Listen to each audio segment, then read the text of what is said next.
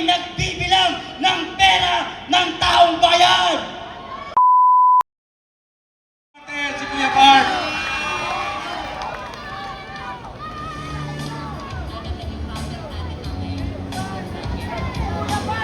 Kuya Bart.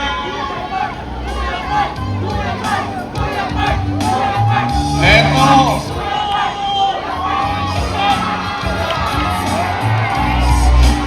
Buhay pa ba ang hakbang ng maisog? Buhay pa ba ang mga manggagawa? Buhay pa ba si Marcos? Hindi, joke lang. Baka mamaya manood si John Vic Rimulya, masugbitan na naman tayo. Ha? Wag naman! So iwan ko muna dito yung bag ko kay gusto ko magsalita. Mahirap pala pag yung tao late magsalita. Kasi amoy lang ng microphone ang naamoy mo kahit mainit ang araw. Sinabi ko na daw yan dati, sabi niya itong vlog. Ano pangalan mo? Manggagawa ka ba? Ay, umalis ka dito. So yan mga kababayan. Kaya ang mga Pilipino ay nandito para ipakita sa gobyernong bangag na ito na maraming Pilipinong manggagawa ang nananawagan na ibaba ang presyo ng bilihin at taasan ang sahod ng manggagawa. Yan ang ating panawagan. Pero ang tanong daw ng mga bayarang media kay Attorney, bakit merong hakbang ng maisog? Bakit? Hindi ba kami manggagawa? Hindi ba kami nagtatrabaho? Habang tayo ay manggagawa, nandyan naman yung magnanakaw! Habang tayo nagpapasunog sa araw para magtrabaho, sila naman ay nagbibilang ng pera ng taong bayan! 24 hours nagtatrabaho.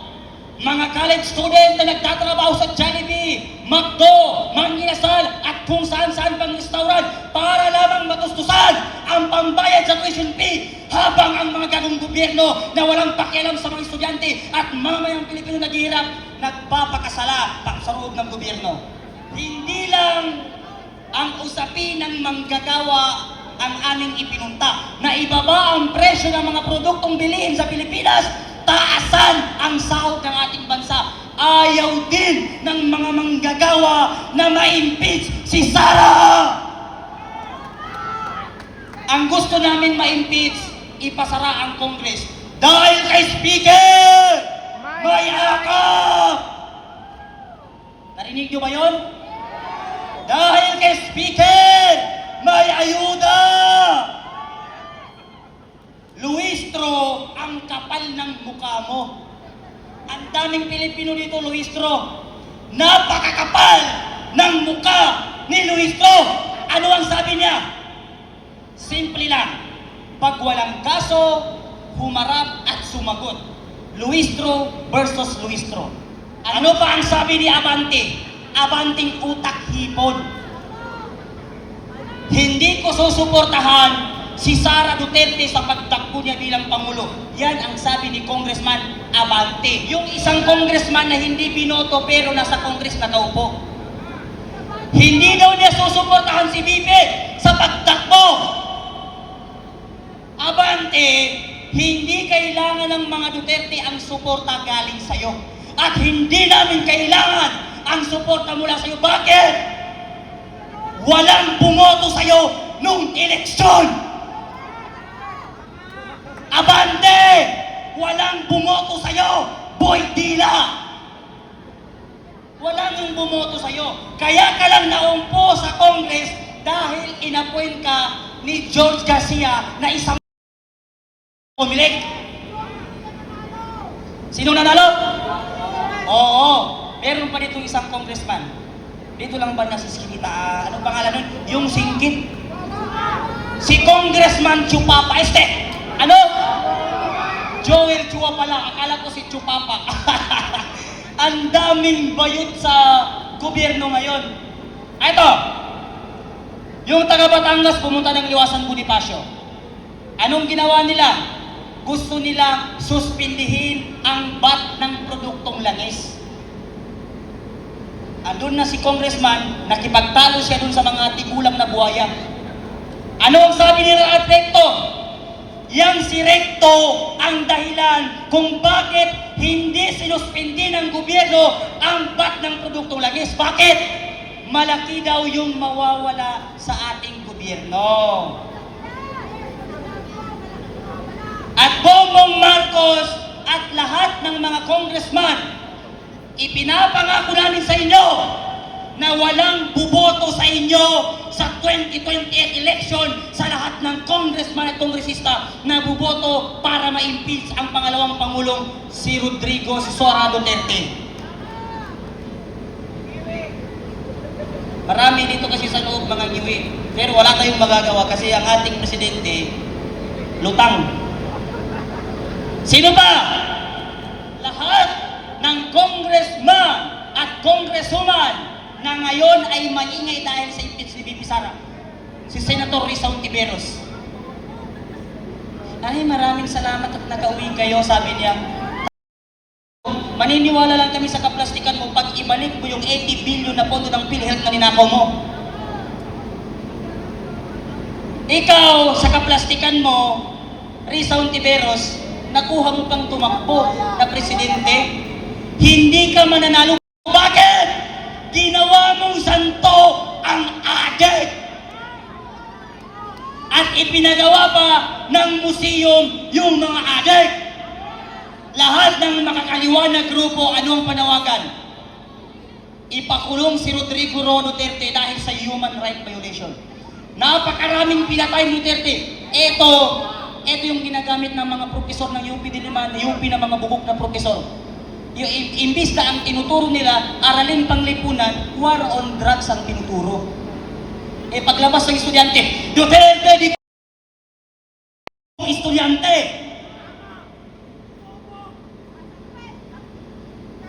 Yung mga maingay na congressman at senator dahil sa war on drugs.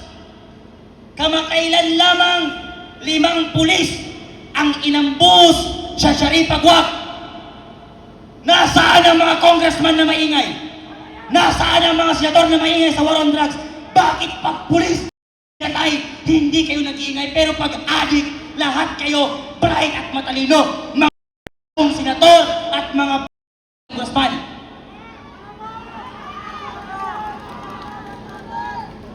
Kung pag-uusapan natin ang human right violation, unahin nyo yung mga estudyante na ginahasa ng adik, yung mga estudyante na pinatay ng mga adik, mga tarantanong congressman. Sayang kasi wala si John Vic Rimulya. Kung nandito lang si John Vic Rimulya, hamunin ko ng boxing. Hamunin ko ng boxing. John Vic Rimulya! Sabay-sabay natin isigaw. John Vic Bayot! John Vic Bayot! John Vic Bayot! Lahat tayo nandito mga Pilipino, isa lang ang panawagan natin, lumayas si Marcos. Yan yung hindi mo kayang tapatan sa mga Duterte. Si Duterte, kilala sa buong mundo, kaya siya nalagay sa Time Magazine. Dahil sa prinsipyo, talino at galing sa pamumuno sa ating bansa. Si Marcos nasa Time Maleta. Si Duterte, nangampanya, no to drugs, no to corruption. Yan lamang ang panawagan ni Duterte, plataforma niya nung tumakbo siya. Tumakbo rin si Marcos! Anong ginawa niya? Pag ako ang nanalo at nakaupo, 20 lang ang 1 kilong bigas. Naupo si Bongbong Marcos, ang bigas ngayon, 80 ang bagsak presyo. Number 1 niya na. Nung sona niya, 5,500 na po ang ating natatapos na flood control project. After niya, pumunta ng Bulacan. Paano nangyari to? Bakit walang flood control? Bakit mo pinipirmahan ang isang pondo at budget na hindi mo alam kung saan nilulustay at saan ginagamit. Hindi pa yan. 1,700 na po sa pangalawang zona niya. Ang ating school na natatapos, ipinatawag yung Vince Dizon sa Senate. Ilan ang school na tapos? Sabi ni Bongbong Marcos, 1,700. Dalawa lang ang tapos! Marcos, saan napunta yung 500 billion na pondo para sa flood control project? Marcos, saan napunta yung 250 billion na pondo ng Maharlika Fund? Marcos, saan napunta yung 89 billion na pondo ng PhilHealth? Marcos, saan napunta yung 62 billion na pondo ng SS? Alam niyo kung saan napunta? Dahil kay Speaker, may atap.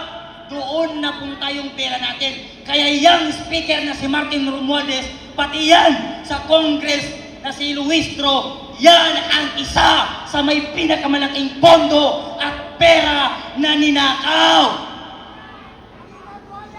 Titigilan ba natin sila? Susuko ba tayo? Ilabas nyo ang mga dala nyong tae at itapon natin sa malaki. Joke lang. Joke lang. Wala kaming dalang tae. Kawawa naman ang mga pulis natin. Ang puputi naman, itapunan mo lang ng tae. Kami ay hindi kagaya ng mga ibang grupo na nagrarally na sinasaktan ang mga kapulisan. Nambabato ng mga kapulisan. Kami po ay hindi ganun. Kami po ay kusang aalis pag nasabi na namin ang kailangan naming sabihin. Hindi nyo kami kailangan itapon. Hindi nyo kailangan magbakod. Kung yung mga hollow block na yan, pati alambre, ibinili ng pagkain para ibigay sa mga tao na dyan sa kalsada, busog sana. Pero dahil lutang ang presidente natin, kung walang tinatago yan, hindi siya magharap ng mga ganyan. Pero dahil siya ay guilty, kaya siya ay nagbakod.